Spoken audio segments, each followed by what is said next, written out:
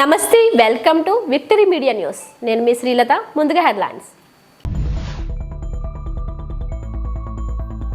విద్యాశాఖ మంత్రి నారా లోకేష్ చేపట్టిన ప్రజా దర్బార్కు పోటెత్తుతున్న ప్రజలు, నేనున్నానని భరోసా ఇస్తున్న మంత్రి.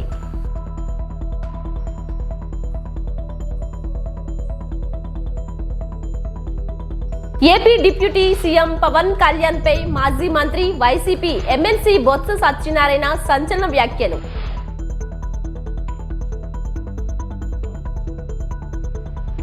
అర్జీలు వచ్చిన 48 గంటల్లోపు ఓపెన్ చేసి అధికారులు పూర్తి స్థాయిలో విచారణ చేపట్టాలి. జిల్లా కలెక్టర్ ఎంఎన్ హరీంద్ర ప్రసాద్. మంత్రి నారా లోకేష్ ప్రజా దర్బార్కు ప్రజలు పోటెత్తుతున్నారు. 48వ రోజు తెల్లవారుజాము నుంచి ప్రజలు తరలివచ్చి క్యూలో నిల్చున్నారు. రాష్ట్రం నలుమూలల నుంచి తరలివస్తున్న ప్రజల సమస్యలను, కష్టాలను ఓపిగ్గా వింటున్న లోకేష్ వారి కన్నీళ్లు తుడుస్తూ తానున్నానంటూ భరోసా ఇస్తున్నారు. ఎవరూ అధైర్యపడొద్దని, అందరికీ అండగా ఉంటానని హామీ ఇస్తున్నారు.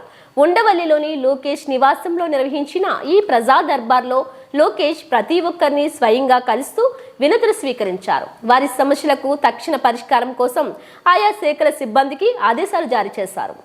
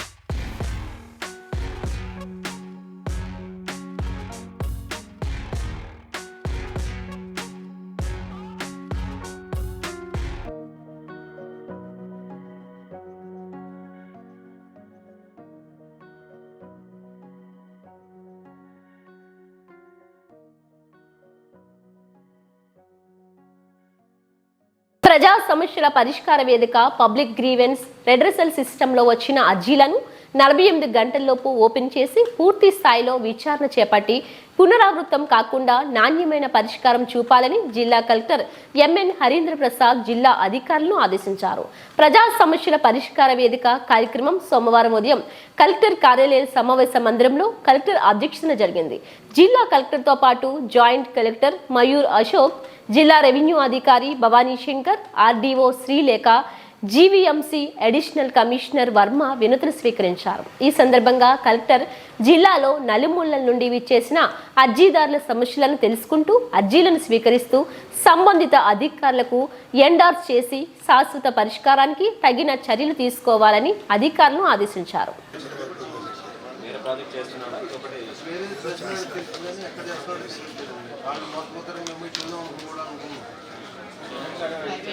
ఎక్కడో కొన్నాడు స్థలం చేసుకుంటామంటే అది కూడా 6 నెలలు చెప్తున్నాడు. అది కూడా రావట్లేదు. మేము బయటలాడుకున్నాము.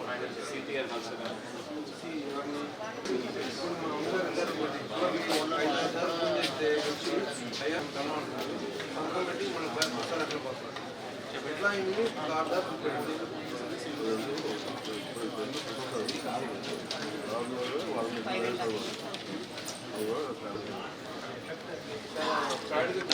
పంపిస్తాను బాబు మొదలు పెడుతున్నాడని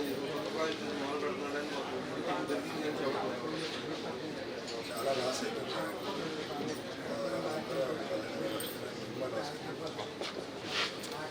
పంపిస్తాను.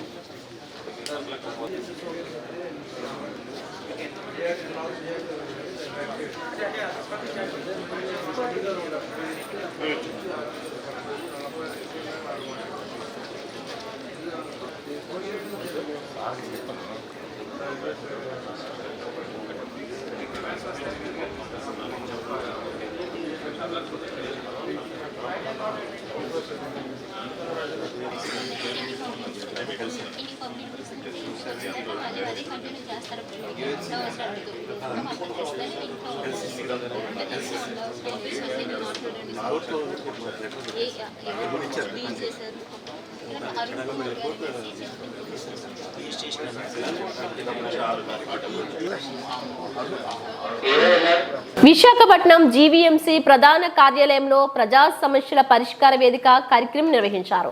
నగర మేయర్ హరి వెంకట కుమారి ఆధ్వర్యంలో ఉదయం 11 గంటల నుంచి మధ్యాహ్నం 1 గంట వరకు ఈ కార్యక్రమం జరిగింది.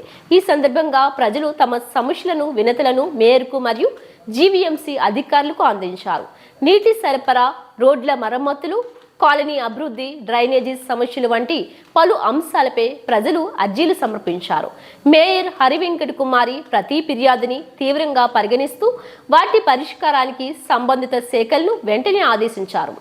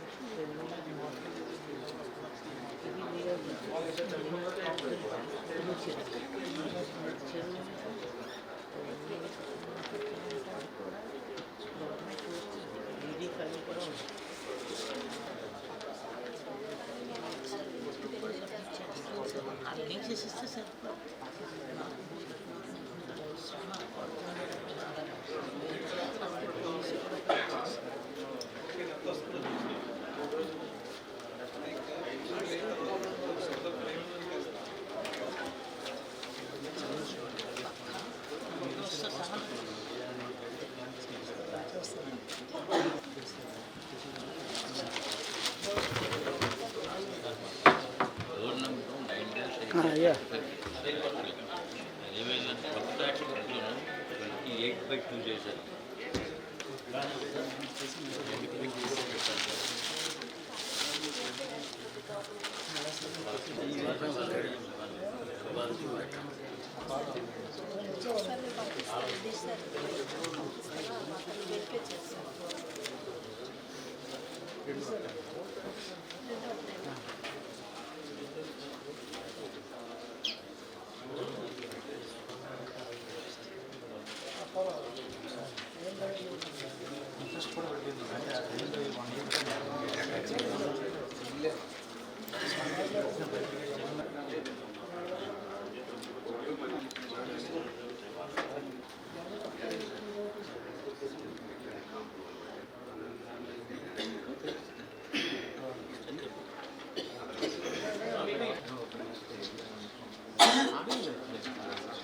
AP deputy CM Pawan Kalyan పై మాజీ మంత్రి వైసీపీ ఎమ్మెల్సీ బొత్స సత్యనారాయణ సంచలన వ్యాఖ్యలు చేశారు. పవన్ కళ్యాణ్ తీరు చూస్తే గబ్బర్ సింగ్ 3 గుర్తుకు వస్తుందని వ్యంగ్యంగా అన్నారు. గతంలో ఆయన గబ్బర్ సింగ్ 1, 2 చిత్రాల్లో నటించిన విషయాన్ని ఈ సందర్భంగా బొత్స గుర్తు చేశారు. సోమవారం విశాఖపట్నంలో ఎమ్మెల్సీ బొత్స మాట్లాడుతూ కాకినాడ పోర్ట్ నుంచి బియ్యం స్మగ్లింగ్ అని డిప్యూటీ సీఎం పవన్ అంటున్నారని, బాధ్యులపై చర్యలు తీసుకోవద్దని ఎవరు అన్నారని ప్రశ్నించారు. మంత్రి ప్రమేయం లేకుండా ఈ కార్యక్రమాలు జరుగుతాయా అని పవన్ కళ్యాణ్ను బొత్స నిలదీశారు. పోర్టు రెడ్డి గారికి ఉంటే ఏమిటి, చౌదరి గారికి ఉంటే మాకేమి సంబంధం అన్నారు. అయితే పవన్ కళ్యాణ్ చిత్తశుద్ధిని తాను శంకించడం లేదని స్పష్టం చేశారు. ఎంతసేపు గతంలో చెప్పుకొస్తున్న అప్పుల గురించే 1-10 సార్లు చెప్పారు. కానీ బడ్జెట్ తాలూకా ఇచ్చిన వాళ్ళు బడ్జెట్ ఇచ్చిన బుక్లో ప్లేస్ చేసిన బుక్లో చూస్తే వాటికి వీటికి పొంతన లేవు. ఇవన్నిటి కూడా డిబేట్ జరిగింది, చాలాసార్లు డిబేట్ జరిగింది. వాస్తవాలన్నీ కూడా శాసనమండలిలో చెప్పాం కూడా, వాస్తవం కాదని చెప్పాం కూడా. అవి పక్కన పెట్టుకుంటే అసలు ఇచ్చిన వాగ్దానాలని, ప్రజలకు ఇచ్చిన సూపర్ సిక్స్ కానీ లేదు ప్రజలకు ఇచ్చిన హామీల్ని, ఏదైతే విద్యుత్ ఛార్జీలు కానీ లేదు నిత్యావసర ధరలు కానీ అవన్నిటిని కూడా మేము ఎట్టి పరిస్థితుల్లోనూ పెంచం, మీకు నేను భరోసా.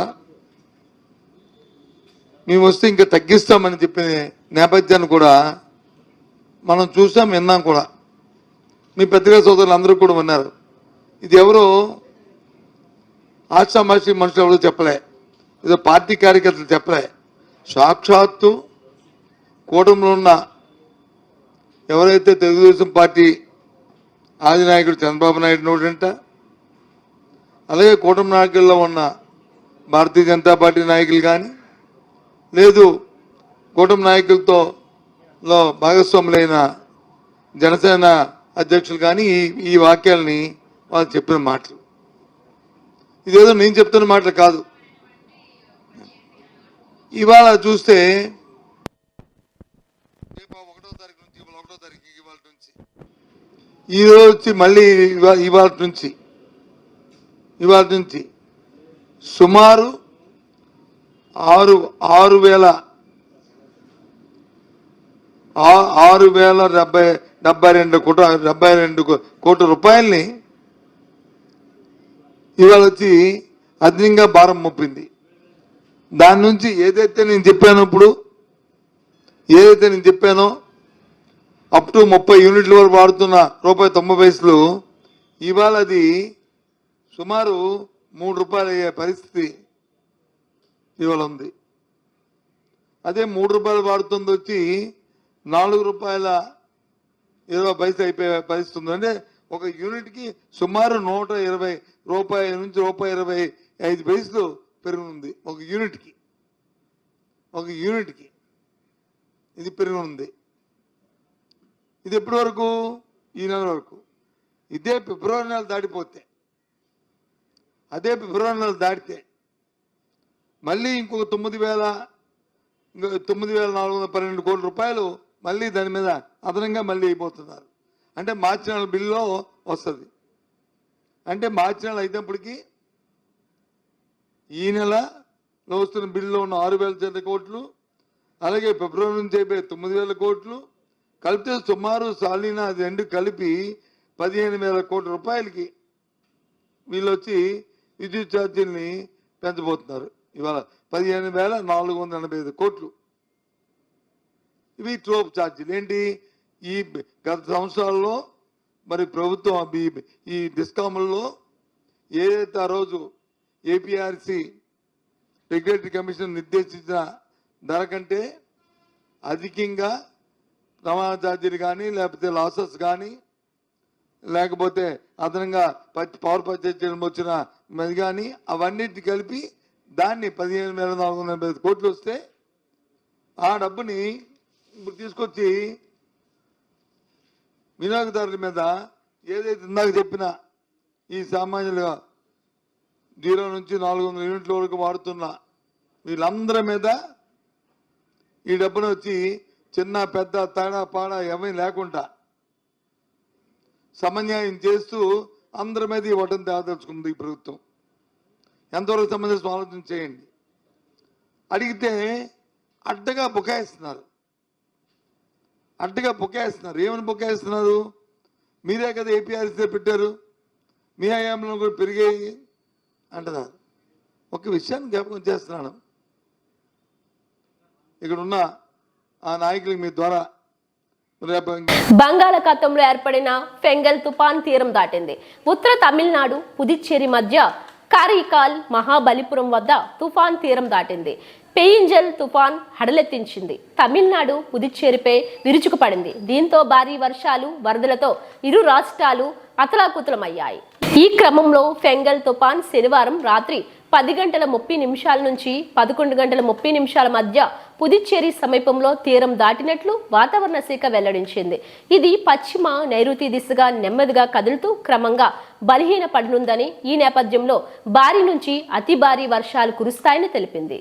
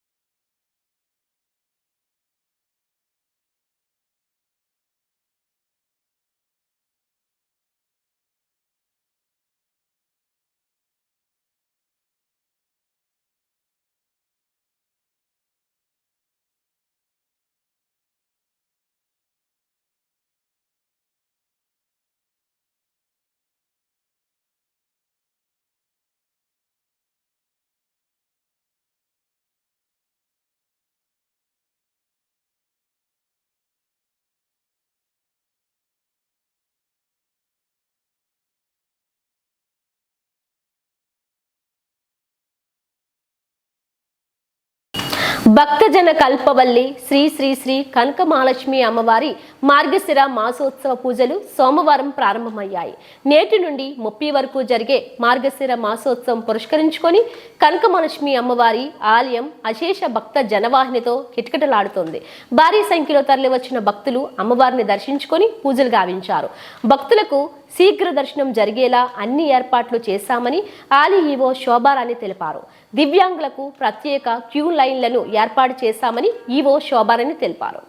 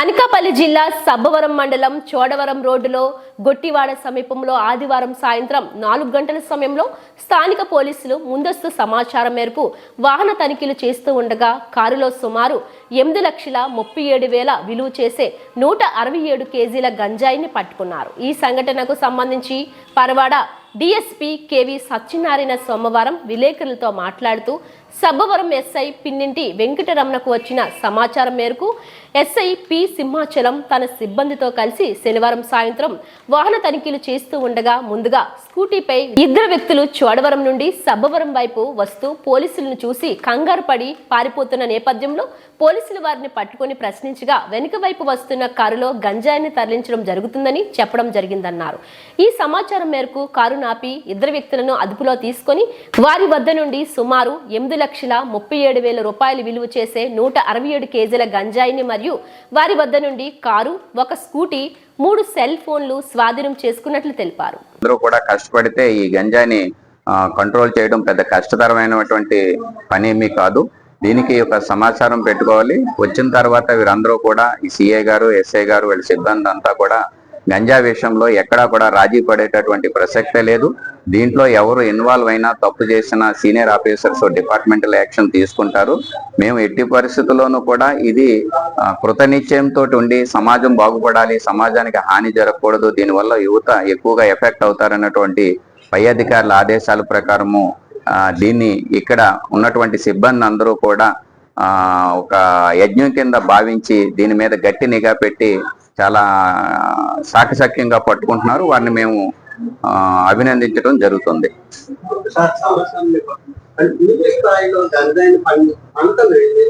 విభాగాన్ని కూడా ఇటీవల మీరు పత్రికా రూపంలో చూశారు. మీరు రాష్ట్ర ప్రభుత్వం దీని మీద చాలా తీవ్రమైనటువంటి ఒక యాక్షన్ ప్లాన్ తోటి కఠినమైనగా వ్యవహరిస్తోంది.